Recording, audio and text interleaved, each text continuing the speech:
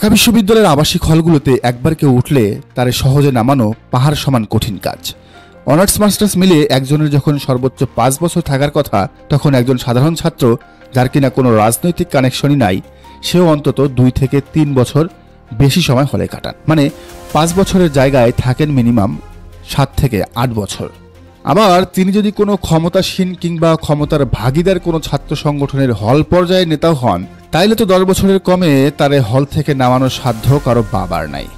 কেন্দ্রীয় কমিটির সভাপতি সেক্রেটারি কিংবা বিশ্ববিদ্যালয়ের সভাপতি সেক্রেটারি হলে তো মেয়াদ আনলিমিটেড।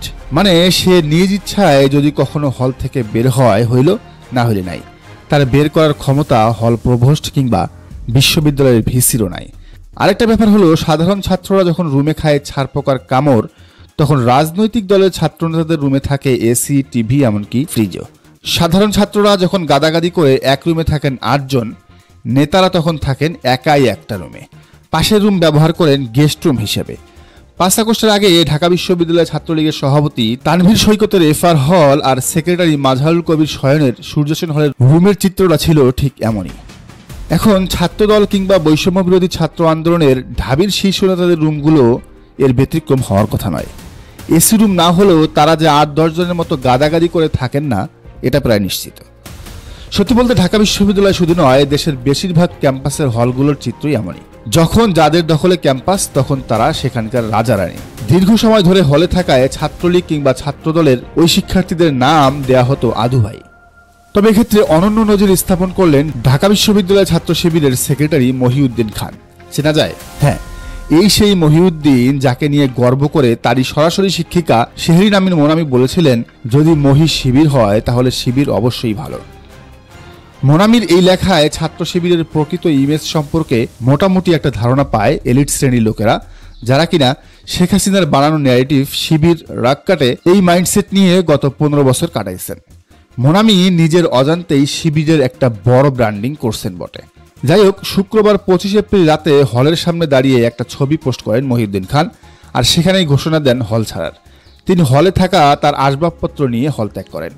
এমন কীর্তিতে নেটিজেনদের প্রশংসায় ভাসছেন তিনি। সবাই বলছেন, মাস্টার্সের ফলাফল প্রকাশের 3 দিনের মাথায় সিট দখলে রাখার সংস্কৃতি ভেঙে হল ছেড়ে এক অনন্য নজির স্থাপন করেছেন মহিউদ্দিন। মহিউদ্দিন খানের হল ছাড়ার এই পদক্ষেপকে ব্যাপক ইতিবাচক হিসেবে দেখছেন ঢাকা বিশ্ববিদ্যালয় সহ অন্যান্য বিশ্ববিদ্যালয়ের শিক্ষার্থীরাও।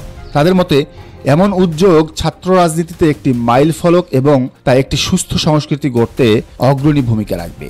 তার এই সিদ্ধান্তকে স্বাগত জানিয়ে ফেসবুকে একজন লিখেছেন, মহিউদ্দিন খান, আপনি বিশ্ববিদ্যালয়ের সেক্রেটারি হিসেবে এখনো হলে অবস্থান করলে হয়তো বাধা দেওয়ার সাহস কারো থাকতো না, কিন্তু নিজের থেকেই সাধারণ শিক্ষার্থীর মতো হল ছাড়ছেন, এটাই বড় মানসিকতা।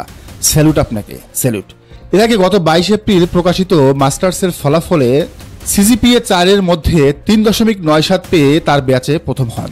এছাড়া অনার্সেও তিনি 3.93 পেয়ে তার ব্যাচে প্রথম হয়েছিলেন। মহিউদ্দিন খান ঢাবির লোক প্রশাসন বিভাগের 2018-19 সেশনের শিক্ষার্থী।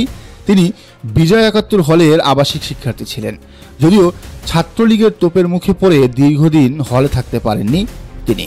মহিউদ্দিনের এই ঘটনাকে অনেকে আবার লোক দেখানো হিসেবে প্রচার করছেন। দর্শক, আপনার কি মনে হয়, ছাত্র শিবিরে ঢাকা বিশ্ববিদ্যালয়ের সেক্রেটারি মহিউদ্দিনের এই পদক্ষেপ কি লোক দেখানো, নাকি এটি শিবিরের মূল আদর্শ? জানান কমেন্টের ঘরে।